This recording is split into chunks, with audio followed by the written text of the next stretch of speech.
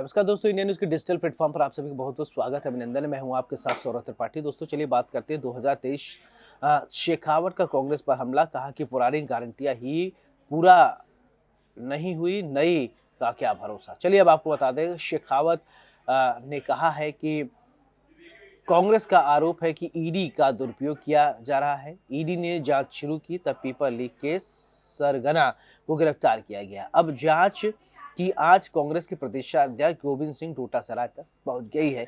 यानी क्या है पूरी खबर, चलिए आपको बता देते हैं, विस्तार से बताते हैं। दरअसल केंद्रीय जल शक्ति मंत्री गजेंद्र सिंह शेखावत ने कहा कि प्रदेश में कांग्रेस सरकार पुरानी गारंटियों को ही पूरा नहीं कर सकी है। इन नई गारंटियों का क्या भरोसा है, इसलिए मतदाताओं को अपने वोट की ताकत से कांग्रेस सरकार को उखाड़ फेंकना चाहिए। देखिए दरअसल कांग्रेस क्या है, वो सात जो है वो नए गारंटी लेकर चल रही है। अब गजेंद्र सिंह शेखावत ने कहा है कि जब आपने पुरानी गारंटी ही नहीं पूरी की है तो नए का क्या उम्मीद किया जाए। दरअसल कांग्रेस ने गारंटी दी है कि महिलाओं को जो है गैस सिलेंडर जो है 500 के मिलेंगे। तमाम कई सारे गारंटियां दी हैं और ये कहा जा रहा है भाजपा प्रत्याशी जोगाराम पटेल के समर्थन में पहुंचे प्रचार करने गजेंद्र सिंह शेखावत। इस दरमियान उन्होंने कांग्रेस पर खूब हमलावर हुए।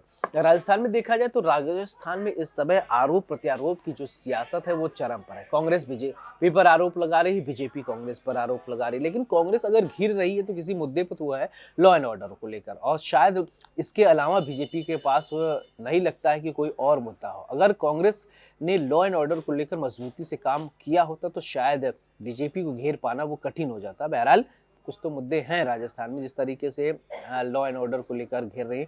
अब कांग्रेस की गारंटी की बात आ रही है तो कांग्रेस ने जो वादे किए हैं उन वादों का क्या होगा।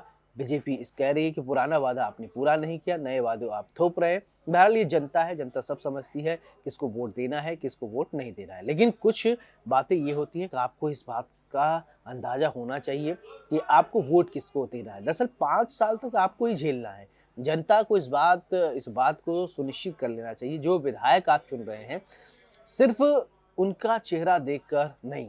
अगर कोई आपको प्रलोभन दे रहा है, पैसे का प्रलोभन दे रहा है, तो पैसे का प्रलोभन में मत पड़े, क्योंकि अगर वो आपको पैसा देगा तो पैसा वसूले, भाई खर्चा किया तो वसूलेगा ही।